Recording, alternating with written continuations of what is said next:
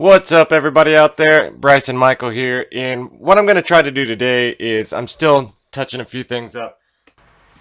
Before the interface comes in, it'll be here tomorrow. I'm so excited, I'm so pumped, because then all I have to do is get one more mic, buy the headphones, and we are off to the races. Yes! And I got to set up a place for my guests, or if I get a co-host, I got to set up a place for him too. So what I'm trying out today is kind of just getting a feel for, I'm not sure if I like the blue mic, and they make this exact same microphone in black. So I'm thinking about putting this microphone as the guest mic and getting the black mic for this one because it kind of works better with my desk. I got a black desk, a black computer, and all that jazz. So just seeing what it sounds like without the pop mic. It has this big thing. It also comes with this pop guard that comes in front of it. It's just this big. You don't need the pop guard because it has this humongous pop guard here, and you can see with it on, it's this big gigantic thing. I guess my shirt kind of hides it. You can't really see it all too well, but it's supposed to keep the pops out of it. So pop, pop, pop, and now we'll hear it without it.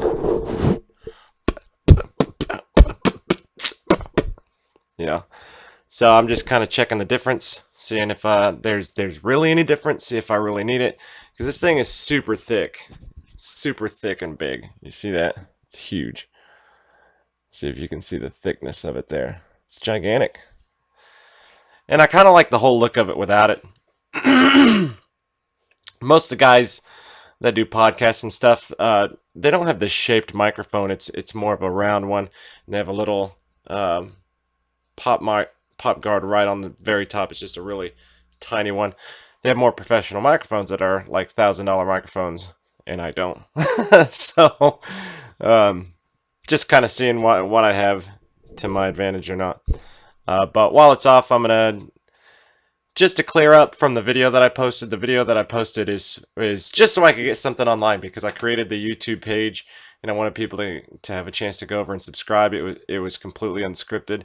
And the whole point behind it is this, and I didn't really make the point that I wanted to make. I just kind of got into it, and when you only have 15 minutes to do something on, because this camera that I have only records video in 15-minute intervals. So I have 15 minutes to kind of get a point across, and it's actually going to work out perfectly for the vlog, because we're not going to be doing it live until I can get a live camera. So we'll be doing each section in 15-minute intervals. It'll be really easy to time it. But one of the things that sucks is when you kind of get to the end of the 15 minutes, you're kind of hurrying to get done. And so the point that I was really trying to make is you can protest. Nobody, one of the big things that the left is doing right now, because they're childish, is they're trying to say that people on the right, one of the biggest thing that I heard is we don't have a right to kneel. We don't have a right to protest. You'll support freedom of speech for racists, but you won't support freedom of speech for black people. And that's not the point that anybody's making. Nobody is. Every single conservative talk show host or anything that I've seen, we all support freedom of speech, and we support your freedom of speech. What I was trying to make a point in that video, and I said it several times, is you can kneel if you want to. You can. But every action has equal or opposite reaction. So when you're working for a company, okay, like the NFL is a company, and it works within the realm of capitalism. So the players are the product. They go out and play a game, and the consumer is the people who buys the tickets and the people who watches it on TV. And so if the consumer is not happy with the product, they will stop watching. And when the product, in this case, the product actually makes money. So if the consumer doesn't like the product, then the product is going to lose money until they're nothing, basically. So you can do it, that's fine. People are going to get annoyed because everybody thinks this and everybody thinks that. Everybody thinks what they want to think. You're entitled to your opinion about it, but you have the right to do it. No conservative talk show host, no conservative podcast podcast host, no conservative that I've listened to has said that they don't have a right. Now, what everybody's confused about here, and this is the problem with it, when you're kneeling and you're not saying anything, you're just silently kneeling. It's not doing much, especially when you say the point of it is to start a conversation. Well, you're not starting a conversation because this conversation's already been started on a bad note. The point behind it was Kaepernick said that he wanted to kneel because his activist Black Lives Matter girlfriend wanted him to kneel for racial injustice in America. And by statistics, go check out go check out Larry Elders online. Okay, he's a very intelligent man. I love watching his videos. I've learned so much of what I know from Larry Elders. He's very intelligent and he's done a lot of research on this. By the research, America is a lot less racist, and it continues to be less racist through the years. In fact, right now, statistically, and I say this statistically, I'm not saying it doesn't exist, but I'm saying statistically, racism and neo-Nazis and all that different stuff are basically nothing. They're non-existent statistically because they're so minute and there's such a small amount of them. And racist cops, racist police. You talk about police injustice. Now, on the force, there are dick cops. There are racist cops. There are asshole cops. That sucks. There's asshole cops that are assholes to everybody. People who are cops who are bullies, cops who suck. But for the most part, the police force is amazing, and they do their best to protect you. And what Black Lives Matter has done is they've collected all these scenarios together, all these stories, and they promoted all these gigantic stories and claimed racism on them. The problem with it has been that out of all the stories, only about 2 or 3 of them were actual racism. And in those 2 or 3 stories where there was actual racism, it's being handled. Those cops are going to jail. They're being prosecuted. The problem is several of them weren't racist, and it was clear. It was clear that they weren't racist. 100% to every single person besides Black Lives Matter members who were trying to push this agenda. It was clear to just about everybody with an intelligent brain that these were just being pushed to promote the narrative. That was it. And it's done a lot of harm to the black community because a lot of police officers, the black community, Larry Elders talks about this, how blacks are killing black people like crazy. It's like 3 a day in a major city. It's either Chicago or Detroit. I don't remember. Like 3 black people a day die at the hands of another black person. They're killing each other off like crazy. And now that they've promoted this injustice amongst cops and stuff, a lot of cops don't want to lose their pension. Whether you're a dick cop, a racist cop, or a good cop, you don't want to get fired. You don't want to go to jail. You don't want to lose your pension. And so now these police officers are refusing to go into these inner city areas, in these places that they consider bad places where they have more of a chance to run into an armed black person or an ex-felon or an ex-prisoner or something like that.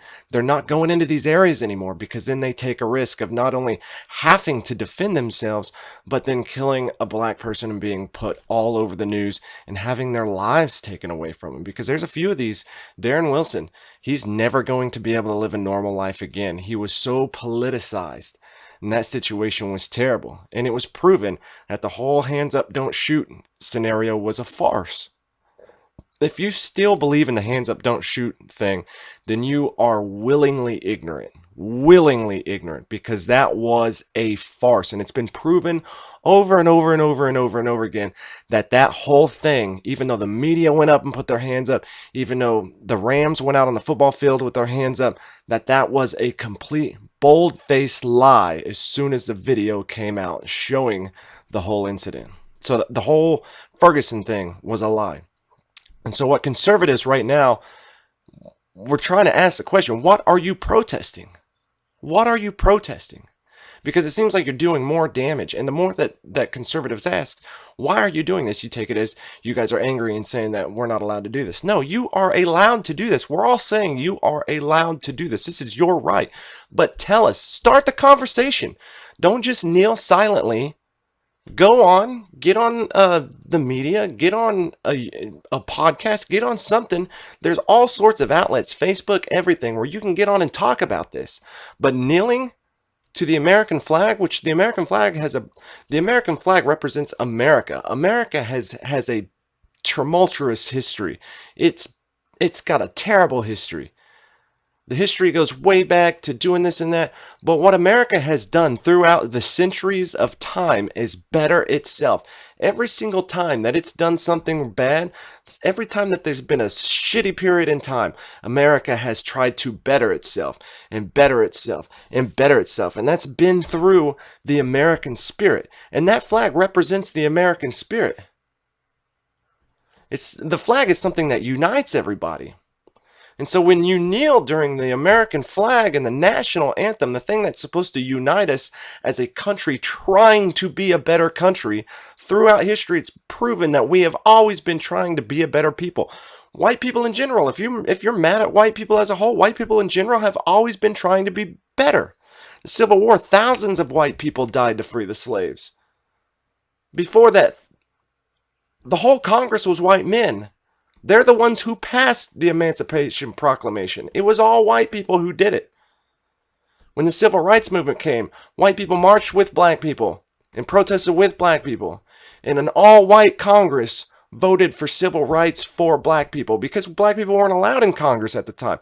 It was whites who have fought day in and day out. The whites have been trying to better themselves. All we've been doing since day one, since the Civil War ended, even a little bit before the Civil War ended, all white people have been trying to do is make up for all the wrong things that we've ever done. And it seems like no matter what we do, no matter how good we make it, no matter how good 2017 is, and how much we've stopped racism, no matter how much racism has went down, it seems like it's always getting thrown in our face. Dear white people. Dear white people, be better. Be better, white people. White people, you just need to be better. Give us your houses. Give us this, give us that, give us all this because you guys are shitty. And you got this thing called privilege. You know what privilege is? I was going to hold off to the podcast to say this, but you know what privilege is? Privilege is white supremacy. If you believe in white privilege, you believe in white supremacy. Because what privilege is you're white, so you automatically have it better than us because of your skin tone. So because you're white, you're better. Because you're white, you're better in every sense of the word.